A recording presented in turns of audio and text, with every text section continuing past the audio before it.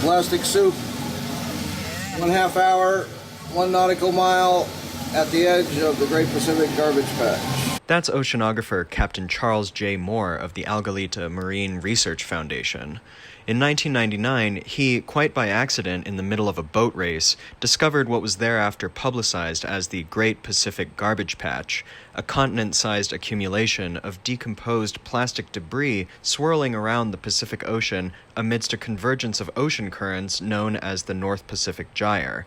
This gyre, due to the directions of its 4 currents, travels clockwise in a kind of C shape, transporting discarded plastic between the Pacific coasts of the United States and China.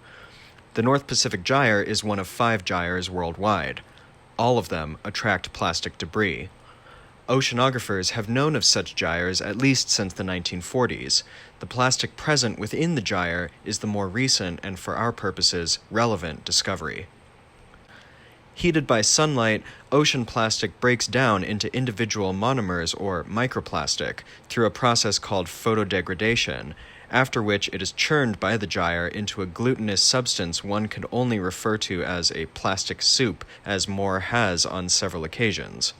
Here's what our trawl samples from the plastic soup our ocean has become look like. Trawling a zooplankton net on the surface for a mile produces samples like this. Studies show that some remaining microplastic yet unassimilated into the soup travels to the ocean floor, ends up in Arctic ice, or washes back up on shores. Much of this plastic debris, along with that still swirling in the gyre, is consumed by marine animals within all strata of the food web, from microscopic organisms and zooplankton to apex predators like tuna or sharks and large marine mammals like whales.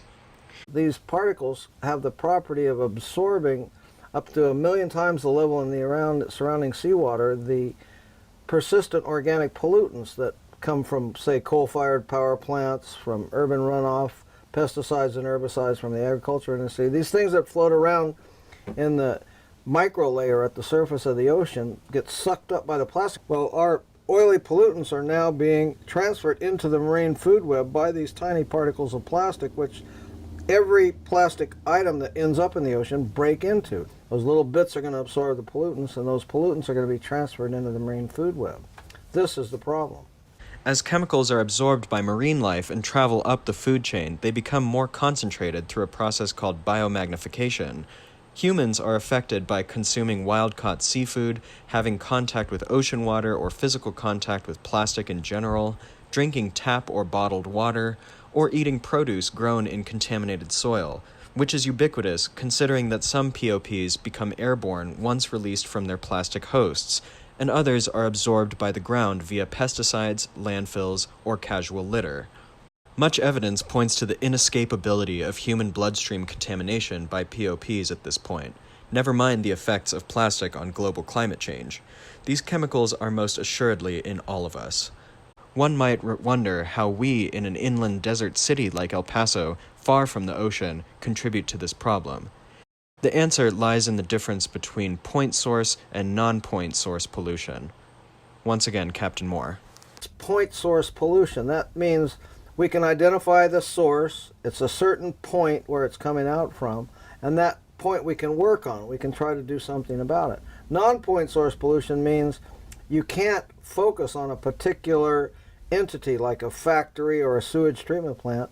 Non-point source means it's you, me, the guy down the street. It's everywhere. Simply having plastic in your life means that you're a point of pollution by plastic. You're a non-point source, but what non-point source really means is lots of little points. For more information on El Paso's recycling facilities, we visited the Environmental Services Department Municipal Service Center. There, we spoke to Operations Manager Jesus Yamaguchi, who told us that the national average for waste generation per person is 5 pounds of trash per day. Yamaguchi's center alone recycles 9,600 tons of material per year. He also told us part of why we find plastic waste in the desert involves a recent change in policy regarding plastic bags. You say you guys don't take bags anymore, the plastic bags? That the bags get tangled in the process at the recycling center.